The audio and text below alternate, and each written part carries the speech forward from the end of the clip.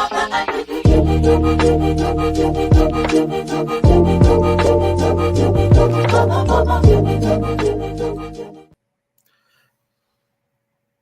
What's going on?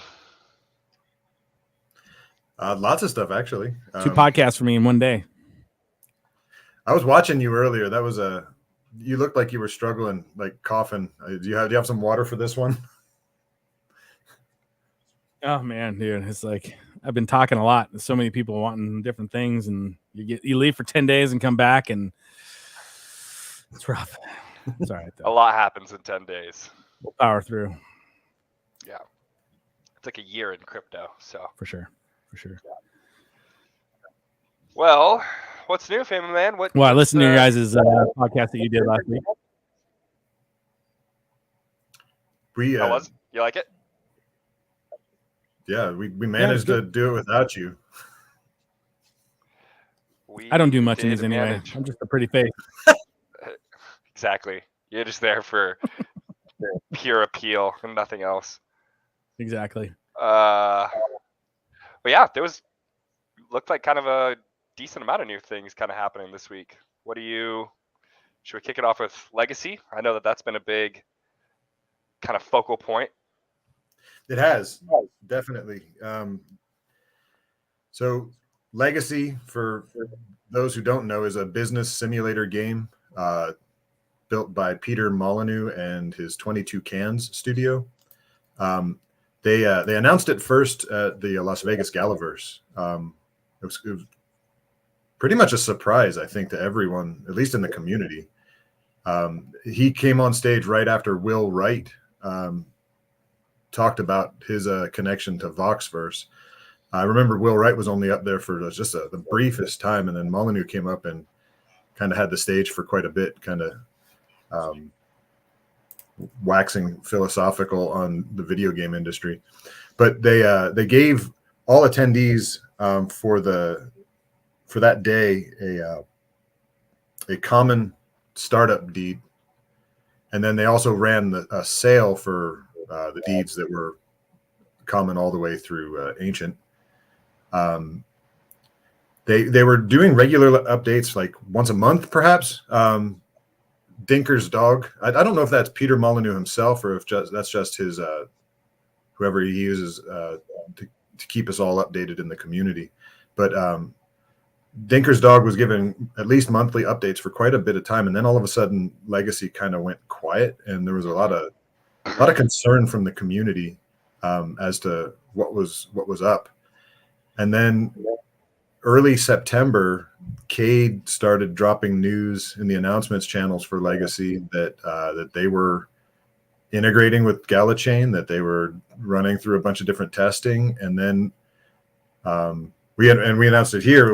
We had already started the Gala Gazette that there was an October 26th launch date, and they were able to get that done. So Thursday last week at 8:00 in the morning, a Legacy launched with full earnings. The game is, I'm sure they're going to tweak it and make adjustments either to like point values or there's room to add stuff to the game, but it's a full game, and there's a lot of people that are really digging into it.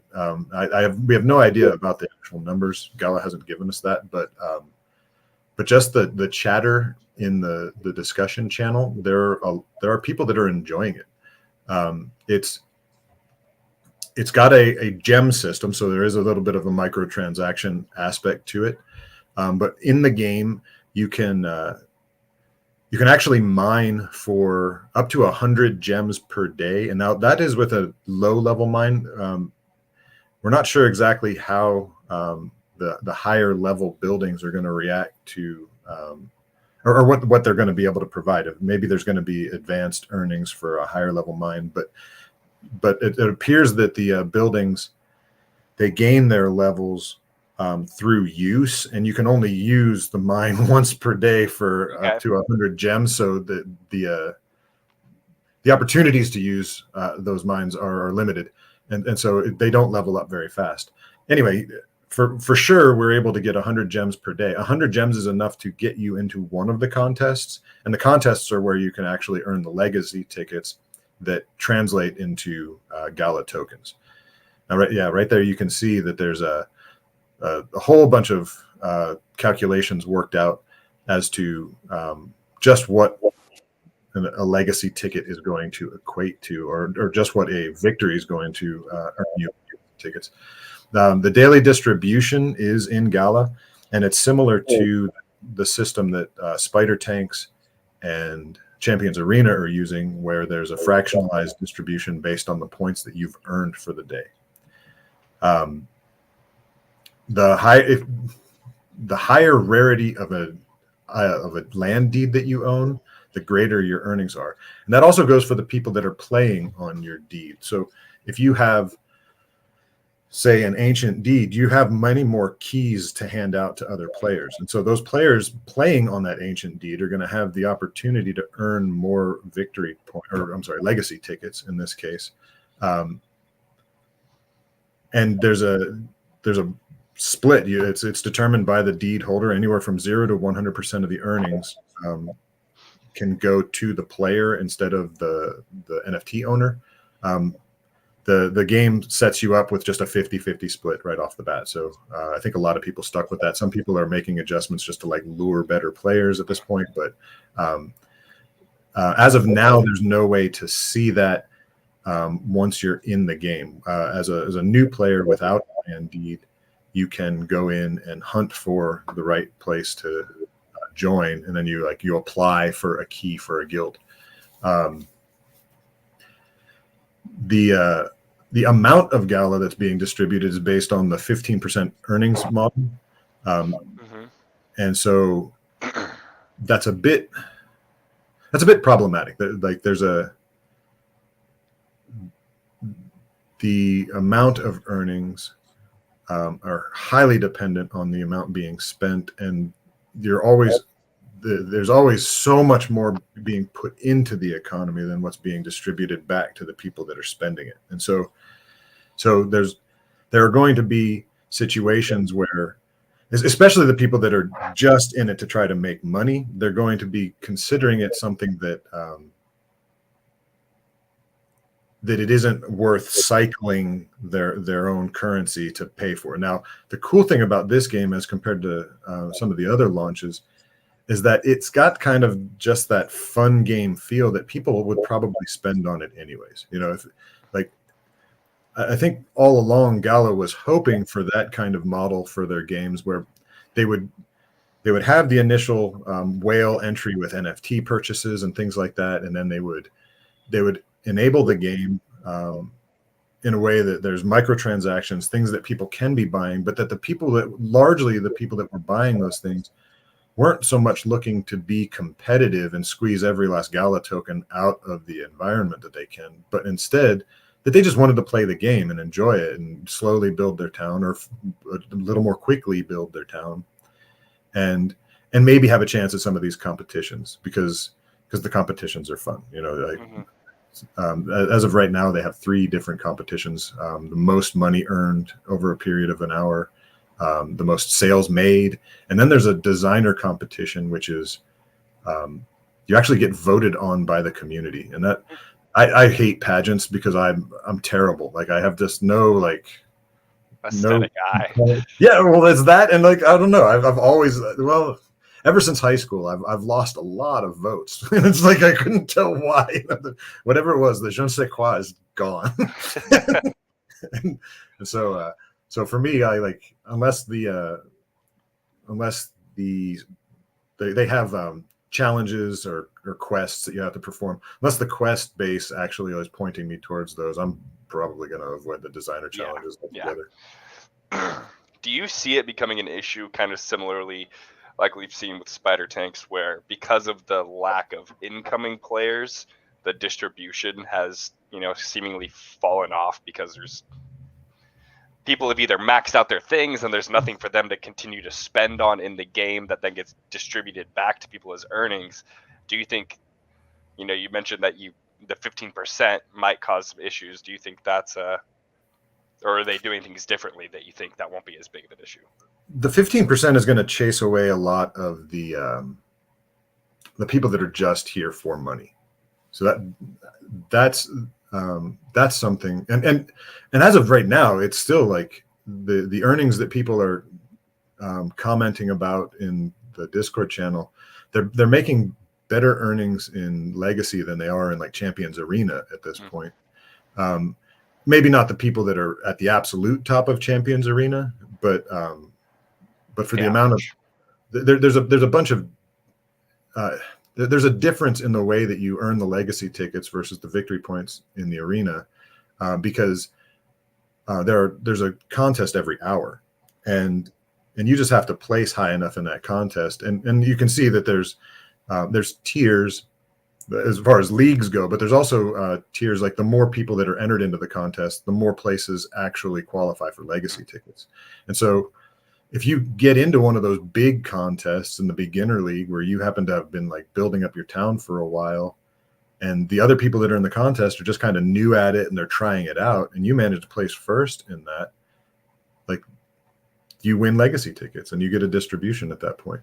I think it's harder to be consistent in Legacy as far as winning, because there are a lot of people that are deep into the game already, and you never know when you're going to get into a contest against one of them. And that anyway, so with like Champions Arena, you know, it's the same people that are winning tournament after tournament. You know, there's a real there's real competition at the top, back and forth between maybe the top 5, but you don't have the guy in 100th place competing, securing the same number of victory points as the guy in first place. Whereas the best player in Legacy may just like not play as many contests one day, and you as a brand new player could have an opportunity to earn just as many Legacy tickets. So it's definitely a new spin, a new earnings model, even though it's using a lot of the same material from the other things that seem to be more stable. You know, like I do like the victory point system. I don't necessarily like how they determine the Gala pool daily. That like there might be a way to improve on that, but the fractionalized distribution is a great idea if you can create a way that enough people can get themselves into it. The sweepstakes model for Poker Go Play, that's been fantastic. You know, like anyone can get in there. All you need to do is win a couple hands, and you get sweepstakes tickets. And then it's a sweepstakes. You know, maybe you get drawn. You could have one ticket and still be the guy that wins. So I don't know. I like the way that they're intermingling things that seem to be consistent, seem to be solid with specific earning mechanisms for each game. And that was something that SageMaker, Mark Skaggs, talked about in the Common Ground World Town Hall, but we can get to that a little bit later. One other thing I kind of wanted to ask you in regards to Legacy is, has there been any discussion on what that conversion of Legacy tickets to Gala is, and is that like a dynamic model that they kind of create, I guess, at the end of each competition round, or is that like a stable conversion? Do you know what that is? I don't think it's going to be stable. They might pad it like they did with Spider Tanks for a really long time, but if it's the 15% earning model, then it's going to be variable day to day, and maybe they don't. Maybe they do like an aggregate thing where they just kind of pile it up for a week and you get the average of that whole week, kind of like a moving average kind of thing. Yeah. But because there's going to be variable sales from day to day, I don't think you can really lock in a consistent distribution. Well, yeah, a consistent exchange rate for the Legacy tickets versus Gala tokens. I know that there are people like in the Mom Guild, I've seen Alem tracking Silk and their distribution rate very closely. Like how many victory points equal one Silk. I'd imagine that there's going to be people that check those numbers for Legacy as well. Yeah. I haven't seen anybody that actually publish anything at this point, but it's only a matter of time before it comes, because people are going to be interested. You know, they're going to look for like what's the right day to play. You know, when are my chances going to be best? Obviously, when if there's a new announcement for something that can be purchased, those are really good days to get in because there's a likelihood of more spending, and so better earnings and things like that. But I don't see any way for there to be a consistency day to day because it's all based on who's willing to spend. Yep. Total tickets distributed versus the total amount of gala spent. Yeah, like because even as you move up, you can earn more tickets, right? And so you may earn 400 legacy tickets today, but your fractionalized distribution might be much lower tomorrow when there's more people in the pool or there's higher earnings from the people at the top end. So that makes sense. There's a lot of different factors that are playing into just how many gala tokens you get per ticket. So yeah.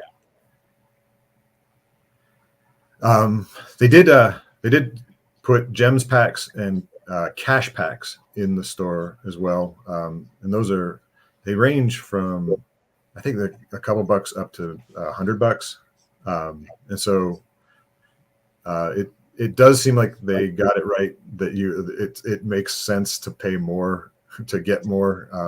For a while there, I was looking at it, and it almost looked like they'd made it better to buy the cheapest one. Like, was the ratio, but I think they adjusted the numbers. Nice. Anyway, so the gems packs, gems are primarily used for the contests, the competitions, but you do also need them when you're doing certain upgrades in the research center in order to be able to get new items to add to your craft, whatever it is. The 2 intro crafts are burgers, cakes you get to choose between, and then you can research different crafts up to, you can do bicycles as the next tier, and then you can also get to jewelry at this point.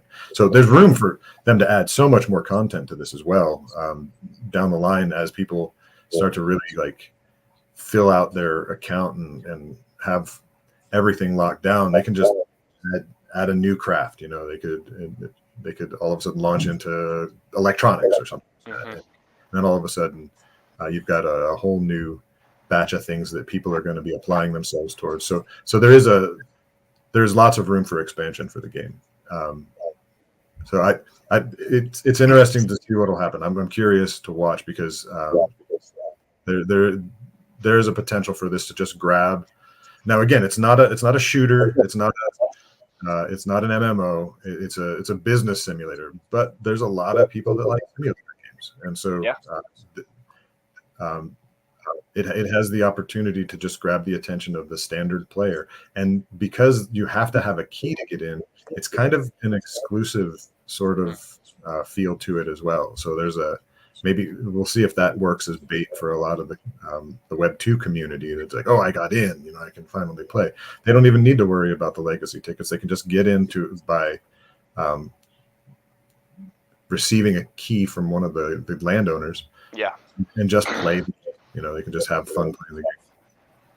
So I think this is the best to date launch as far as something that bridges or onboards people the easiest. Again, they still do have to go through the Gala launcher. They didn't set up their own executable for this one, so there's a little bit of friction there. But this is I think this game will have a lot more appeal to the Web 2 people that are already in this genre. I don't think it's going to steal people away from Call of Duty or anything like that, but it will. But it's gonna be interesting for those who like things like Civilization, SimCity. There's an opportunity for people that are more of a strategic minded over like a long grind kind of thing. Yeah, for sure. There's a lot to say. I've actually already gotten started on an entire write-up for this. I hope we'll be able to pump that out to the community shortly. Oh yeah, for sure. But it's definitely the big news from last week, and so wanted to give it the appropriate amount of attention. There were a bunch of other things that happened though.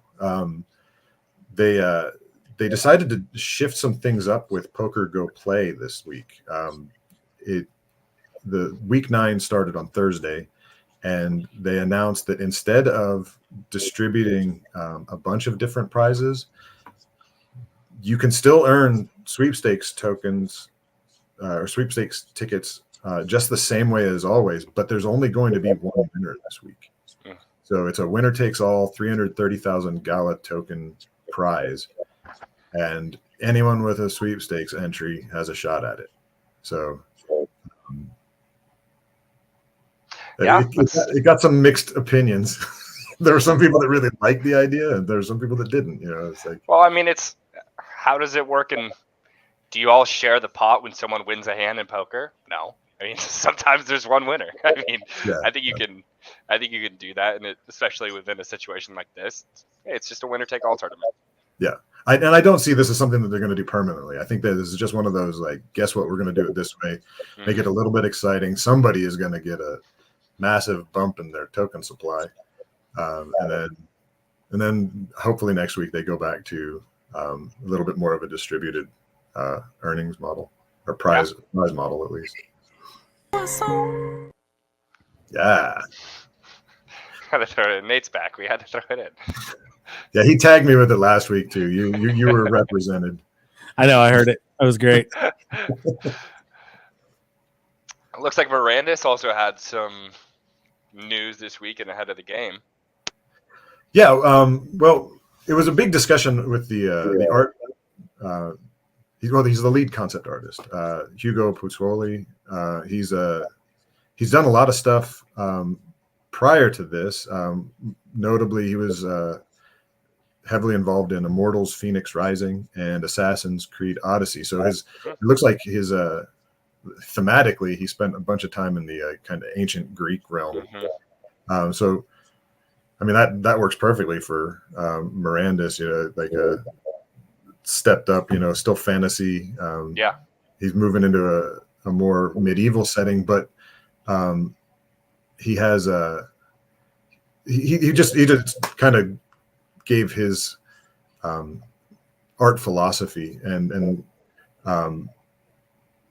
spoke a lot about the beauty of Mirandis being in the amount of imagination that's left to you. They aren't trying to step close to the edge of the uncanny valley. They want to really like make it animated. It's obviously not supposed to be relying on some kind of realism, and yet like the complexity that they're finding within some very obvious polygon structures. There's a lot of beauty to it.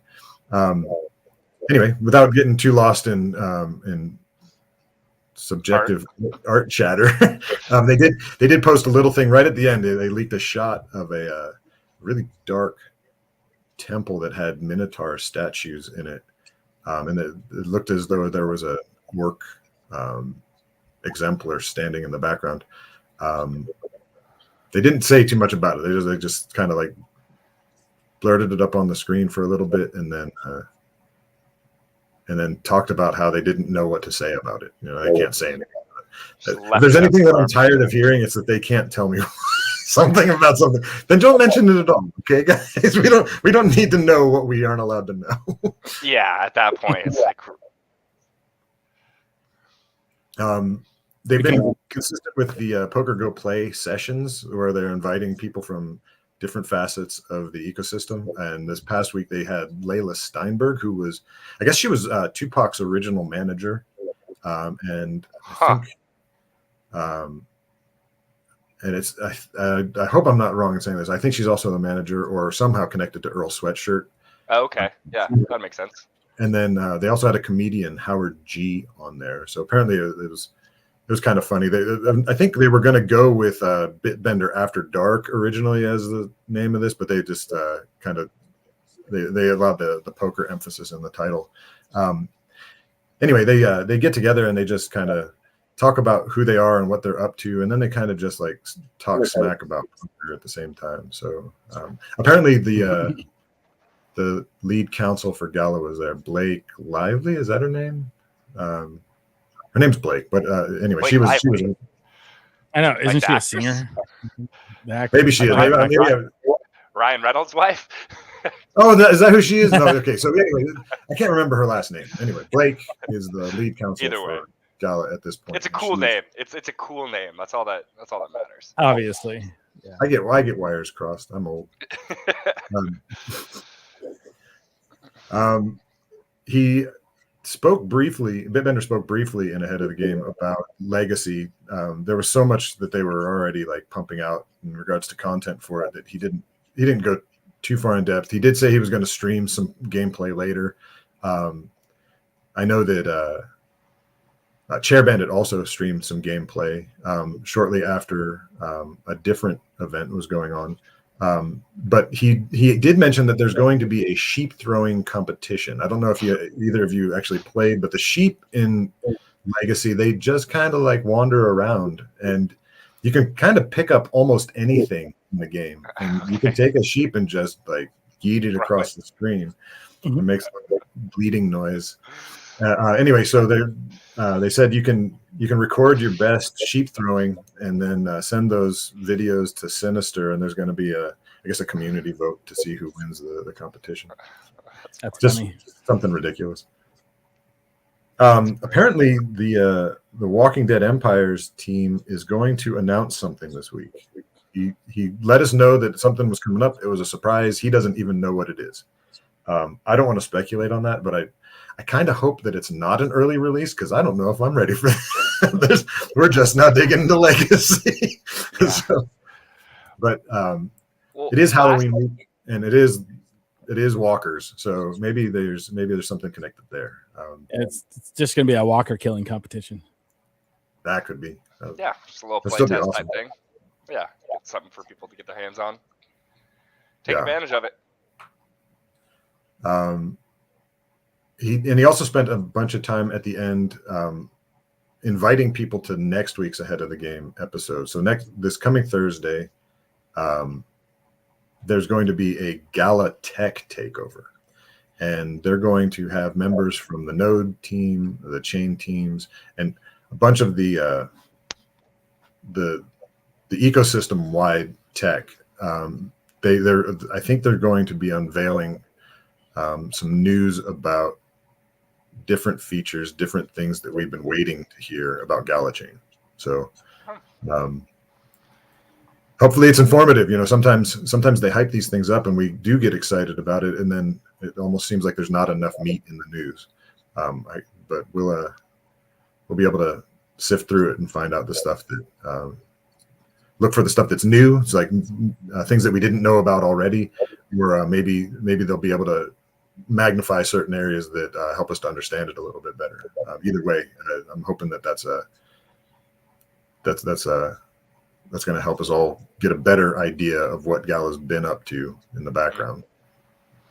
Yeah, it'd be nice to get some external validation or the ability to, just kind of double check and see what's actually look at the blockchain a little bit. So yeah, that'll be exciting, especially as they have all these new games coming out. People are going to be, antsy to, if you're releasing blockchain games, people expect to see things to be on chain. So, well, that's actually interesting that let's jump ahead a little bit. Something that is going on with the chain. Rostakip leaked some images of something that he's been working on through NFT Lookup. He's on his way to fleshing out a whole Gala Chain marketplace already. So that's kind of big news. There's a lot of people that want to be able to just swap items or sell items on Gala Chain without having to bridge it back over to ETH. And I don't know how many people have their hands in that idea, but well, I know the Moff's building the same thing, and it's I think did they launch it already too? I don't know. No, but they're they're basically at a point where they can. They're just I think and it's escrow based, and it's not an actual like marketplace in the peer-to-peer wise. So there's basically an escrow set up in between. Is what they're doing. Which is great because Gala's not giving us the opportunity to actually build on the Gala chain yet. So once that actually happens, then we'll actually see the peer-to-peer type marketplace happen. So this is a great next step, I think. Yeah, or first step, I should say. Yeah. Well, the first step was actually like getting a chain, I guess. If you want to look at it really basic. Is there a chain? That's the it's question. there. Is it? Is it? How do you Well, know? yeah, Because okay. they told you. That's well, and hey, we have all this chatter about it. It can't just be empty hype. I know. I think we should just No. we should I know just- there's a chain. I'm just jacking. It's You guys around. Schrodinger's chain. You know, it exists until you look at it, or like Yeah. it might exist. Yeah, it's. I mean, I know it's there. I know. Obviously, we've talked to Doc a lot. He's basically the guy that started and built the majority of what's going on there. So we know there's a chain. It'll just be exciting when they actually allow the community to be able to access that chain and build on that chain. So 100%. But this is cool. I like to see this from the community. This is cool stuff. This is great. Yeah, the community has been very active. There's a lot of whether it's just content, there's a lot of streamers. Lots of people like to stream what they're doing within the games, or some people are a little bit more broad in their vision about content for Gala or just Web3 gaming in general. But then there are actually people that are building things that the rest of the community can interact with, things that are just they almost become like so valuable. It's like if you didn't have this, I think about NFT lookup when people were trying to find the right box. It's such a great way to identify the best expense for your rarity score and things like that. You had people like Groove that were making scripts for Townstar back in the day. It's just like, if you didn't have that sell script, you had to sit there and push the button every time you wanted to sell something. So these are people that they didn't have to share that with the community. They could have built that for themselves and just and ridden that to some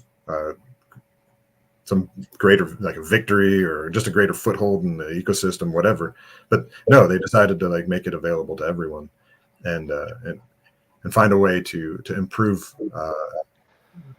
the whole situation. So just I really want to continue to bring people like that up in these reports, just because they're doing things that are just as valuable as what we're seeing Gala doing in some cases. And we can even bring attention to the Gala Collective. Here's a situation where we're bringing people together with the intent of working together, having a very clear picture of what Web3 gaming is about, what it can be about, almost like what it should be about, and then to be able to leverage the collective base as a means by which that we can communicate with individual games or with whole platforms to say, hey, we've got all these players, we've got all these asset owners, we want to be a part of what you're doing. We see that this needs some tweaks. We can't really help you unless you make these kind of alterations. And that at that point, we're not just we kind of bridge the gap between the consumer and the producer. At that point, we become almost like a support structure for them. We're genuinely invested in their success because their success means our success. We want to see them succeed, but having a greater sized community just builds that much more influence. And so as we kind of pool together, band together, I feel like that's going to be a resource down the line that is effective for everyone that's kind of buying into the community, but also the people that are building within the community. They're going to be able to tap us and say, hey, can you check this game out? We want to kind of get this off the ground. And we know that you guys have a lot of players. Well, we can help them that way. We can bring attention to their projects. Well, and even going, just to touch on that a little bit, you look at, people like Roadskip here who are, putting together these things to empower everyone in the community. What the Gala Collective can do is, it kind of funnels everyone into a singular place where in terms, you have your guys who are the idea people, you have your people who are, design and UI focused, you have people who are true developers. And if you're able to actually get those people connected and working together, yeah, I mean, we have a lot of great ideas about stuff, between us three, none of us are a developer. So, we need to have that extra piece. And, I'm not a huge design guy. So having someone with an eye for that design, if you're able to put everyone's strengths into one place, I mean, the amount of things that people are going to be able to pump out through the Gala Collective to support, things like NFT trading or scripts for individual games to enhance the experience, it can really go a long ways, I think. Yeah, there's so much that's possible when we work together is really what it comes down to. Exactly. On the topic of the community, there was Aspira is a long time community member, been around longer than I have. I don't know about Nate. They might have been in about the same time. But Aspira hosted a Minecraft contest on the Galacraft server. I scoured the video to try to figure out who won, and I'm pretty sure it was Aku, but there was no real announcement of that. There was a ton of banter, like back and forth, trash talking and stuff like that. But that's great. But the video is about 2 hours of Minecraft play in a tournament where it was a prison break tournament where you had to earn a certain amount of money in order to graduate to a new tier of just to be able to get to a new level, to unlock certain content from the server. And the first person to get to the upper class tier was supposed to be the winner, and they would receive 5,000 Gala tokens. What I did gather from everything is that there's also a treasure hunt that's going to be involved, which is a little bit more involved. So they didn't want to just keep running it. I think everybody they were already like a few hours in, and there was time to bring it to a close. So they closed down the server, and they're going to have a part 2, which is the treasure hunt next time, and that one will pay out 15,000 Gala to whoever finds the treasure. Nice. That's fun. The second half of that, there were some advertisements. They did they ran a new advertisement for Champions Arena, and then one for they did the Get Plucked advertisement as well. That seems to be an in-house favorite, with the chicken getting just plastered by a semi.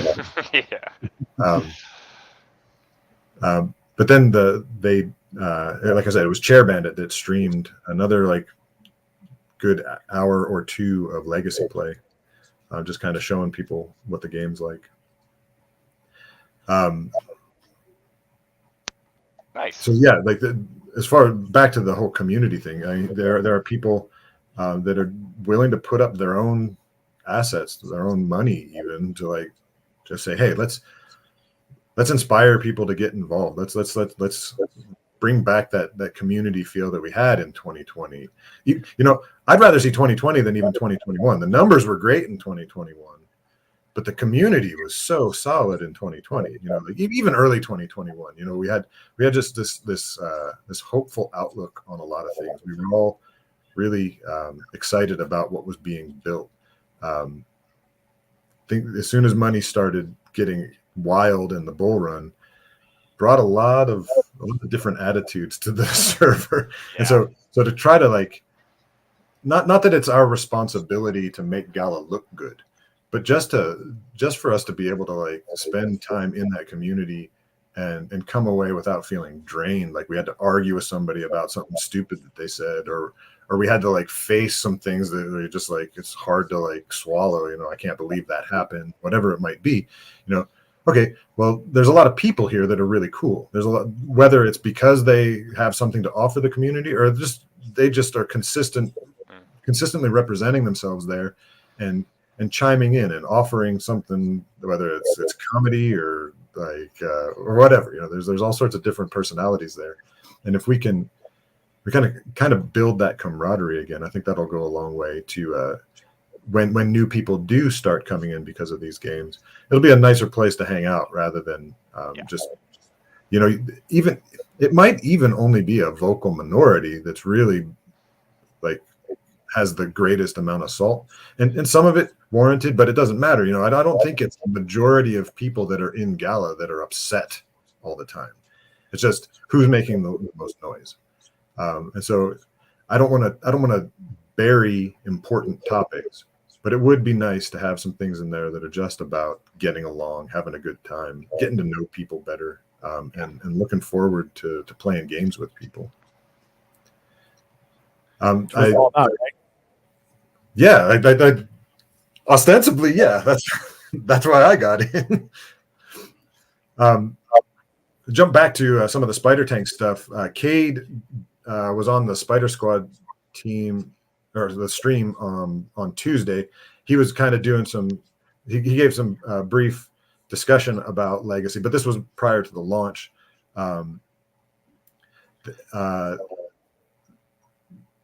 Then just yesterday, they announced that there's going to be a 1-year anniversary celebration for Spider Tanks.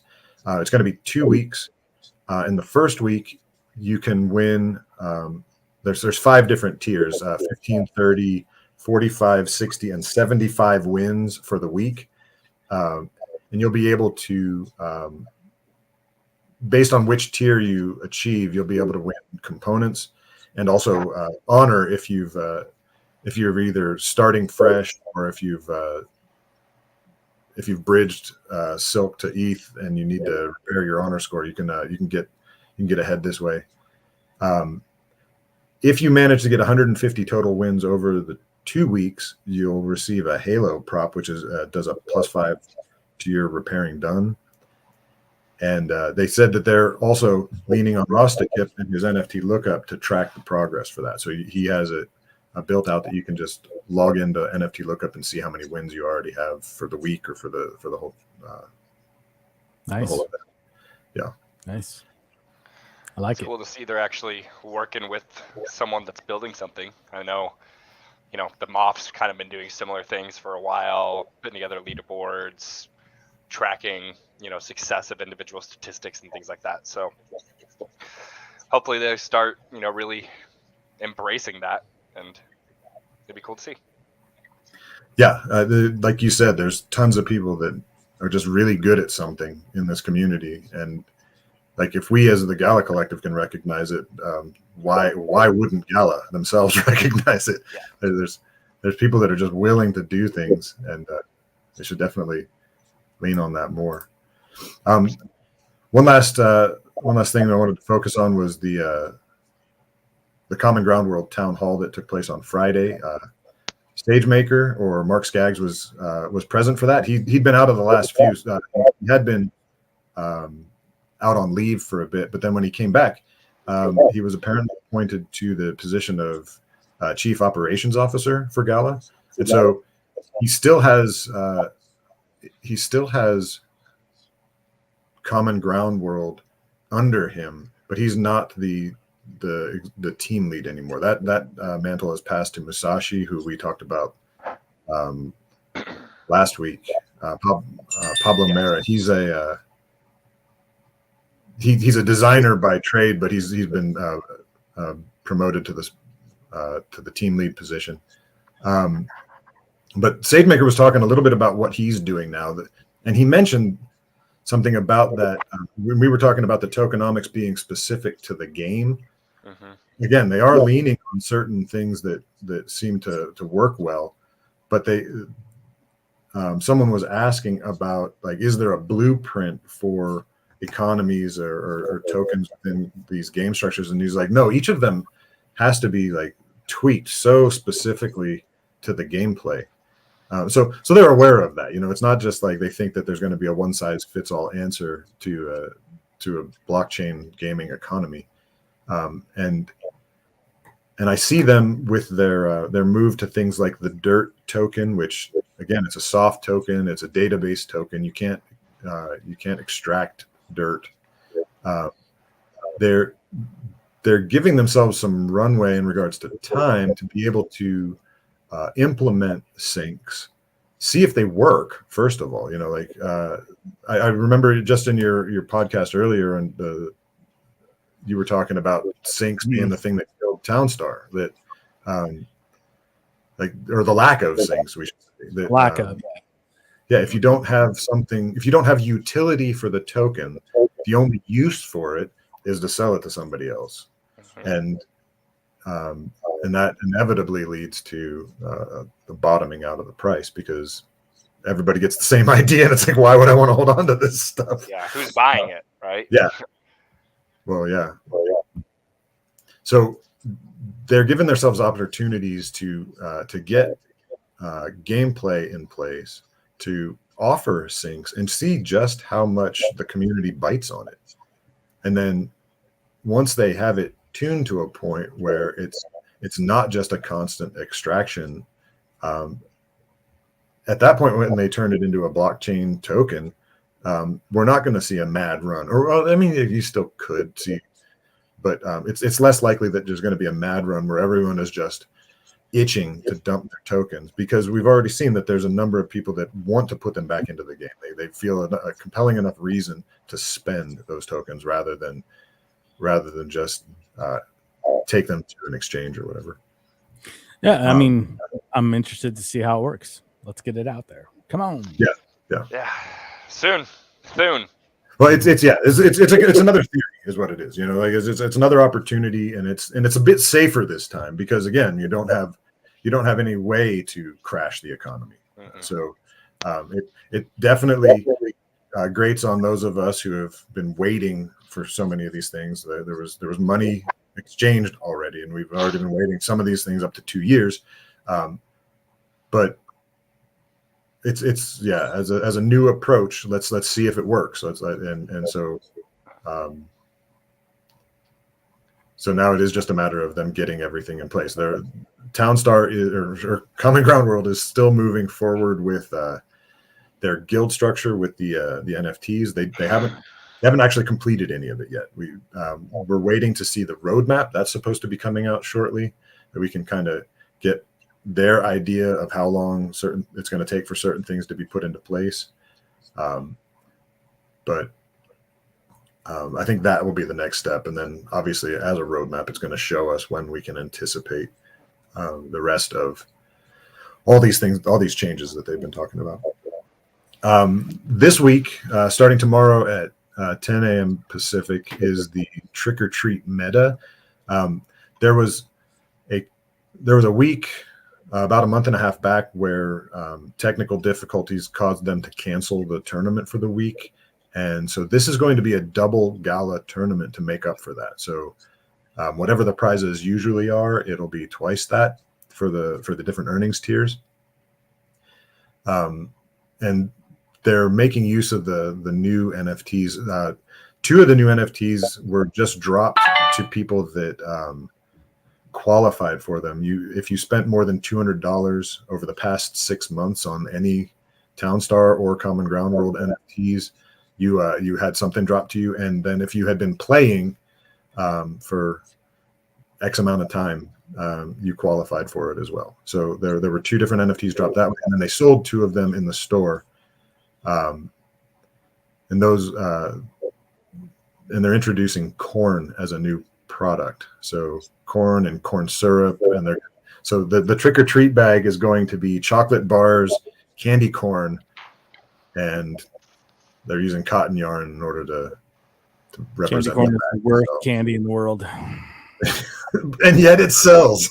That's not opinion, that's a fact. That's a fact. It's so nasty. It's so bad for you. I hate it.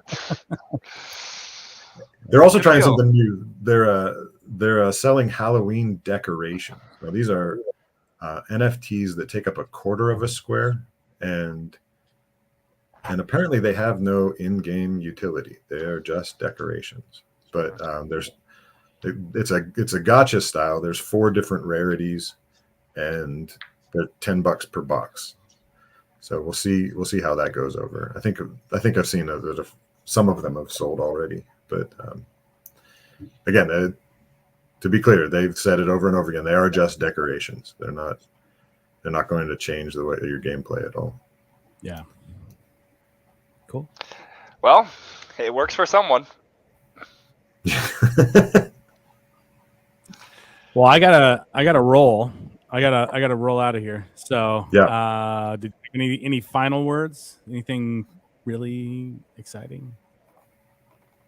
Well, I mean, we're anticipating Walking Dead on November 8th. That's another one. Yeah, like in the midst of all this other stuff happening, we have that big bomb to drop. With that being an in-house game, since they bought Ember, they're completely in the driver's seat with that one. There's not going to be any friction in regards to contract issues. They're going to be able to finally release a game. It's their own. They get to make all the decisions about it. And